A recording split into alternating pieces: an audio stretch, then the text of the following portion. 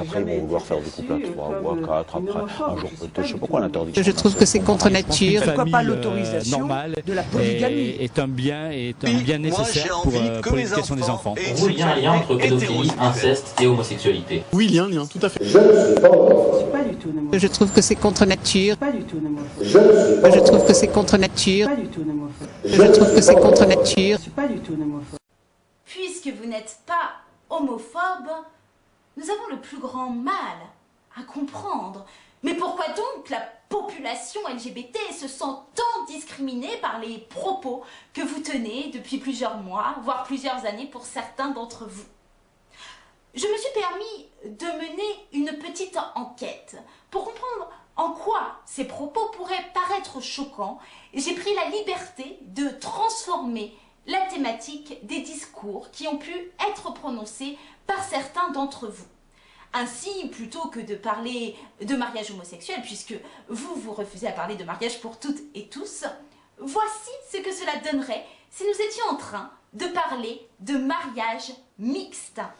Reprenons par exemple le discours de Monseigneur Barbarin qu'il a prononcé le 14 septembre 2012 sur Radio RCF.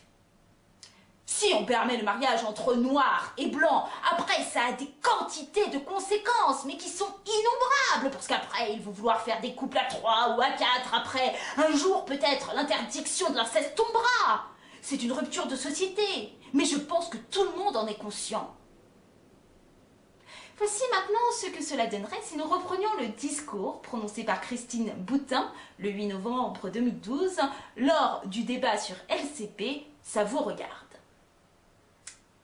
Je rappelle que les Noirs peuvent se marier naturellement. Mais il faut qu'ils se marient avec une autre personne noire, pas avec une personne blanche. On nous avait dit qu'après le mariage entre Noirs, il n'y aurait pas le mariage mixte. Et aujourd'hui, vous nous dites qu'on n'ira pas vers la polygamie. Mais c'est la logique. Voilà maintenant ce que cela donnerait si nous reprenions les propos tenus par Frigide Barjot sur LCI le 11 janvier 2013. Nous sommes tous nés de 2 parents noirs ou de 2 parents blancs. Et c'est exactement ce que nous souhaitons que le Code civil conserve aujourd'hui dans le cadre des principes de la fondation de la famille, cellule première de la société. Voici maintenant ce que cela donnerait si nous nous attaquions au discours que Lionel Jospin a prononcé en 2004 au Journal du Dimanche. Le mariage est dans son principe et comme institution l'union de 2 personnes blanches ou de 2 personnes de couleur. On peut réprouver et combattre le racisme tout en n'étant pas favorable au mariage mixte, comme c'est mon cas. Enfin, pour finir, voici ce que cela donnerait si nous reprenions le discours que François Hollande a prononcé le 20 novembre 2012 au 95e Congrès des maires de France.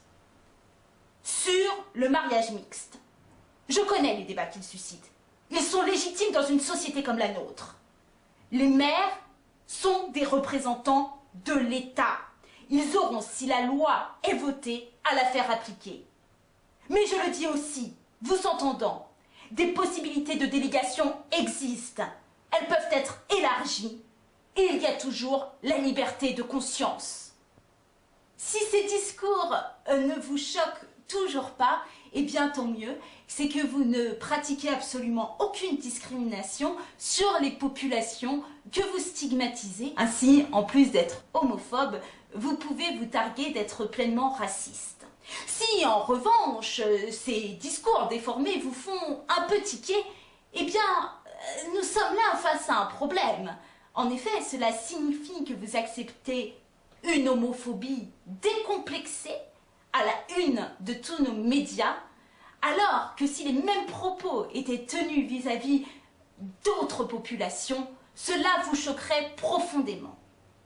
Dès lors, vous pouvez comprendre pourquoi la population LGBT se sent visée rejeté. Certains d'entre vous crieront au scandale et nous diront que ça n'a rien à voir, que au sein des couples mixtes, on conserve l'idée d'un père et d'une mère, alors que ce n'est pas le cas au sein des couples homosexuels.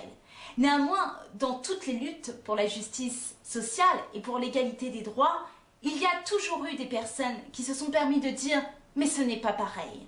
Aujourd'hui, vous faites partie de ces gens-là. Nous savons pertinemment que le futur nous donnera raison. À 16-17 ans, moi j'ai fait des tentatives de suicide. L'homosexualité demeure un sujet tabou tiens au sein d'une à partie de Kim la dans la main, population donc de là notre forcément pays. ça pourrait dégénérer. Démarre alors pour lui une nuit de calvaire. Ils lui ont marché dessus, ils lui ont tapé la tête avec un ballon de foot, roué de coups, brûlé, violé. J'ai fait des tentatives de suicide. Brûlé, violé, J'ai fait des tentatives de suicide. brûlé, violé. Je suis pas du tout une homophobe. Je suis pas du tout une homophobe. Je suis pas du tout une homophobe. Je suis pas du tout une homophobe. Je suis pas du tout une homophobe.